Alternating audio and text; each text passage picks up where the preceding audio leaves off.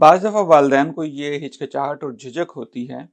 کہ اگر ان کو کسی چیز کے بارے میں پتہ نہیں ہے، مثال کے طور پر اگر اسکول کے بارے میں، اسکول میں کیا کورس ہے، کیا کریکولم ہے، یا سوشل میڈیا پہ یا ویڈیو گیم میں یا فون پہ بچے کیا دیکھ رہے ہوتے ہیں، تو بجائے اس کے کہ وہ ان کو یہ بتائیں کہ مجھے ان چیزوں کا پتہ نہیں ہے کہ آج کل یہ کیا مشکلات ہوتی ہیں، وہ الٹا بیجا بعض دفعہ سختی کرنا شروع کر دیتے ہیں۔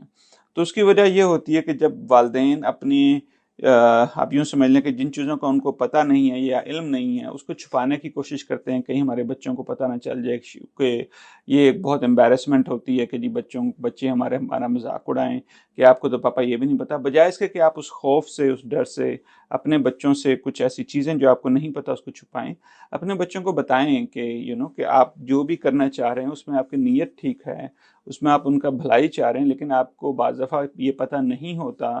کہ بھائی فون پہ آج کل کیا چل رہا ہے، ٹرینڈ کیا چل رہے ہیں، تو جس کی وجہ سے والدین پریشان ہو جاتے ہیں کہ بھائی پتہ نہیں یہ بچے کس قسم کی چیزیں دیکھ رہے ہیں، کس قسم کے جو ہے نا دوستوں سے گھل مل رہے ہیں، پتہ نہیں اسکول میں کیا چل رہا ہے۔ تو میرے خیال والدین کو یہ چیزیں جو اپنی کمیاں ہیں یا جو اپنی وہ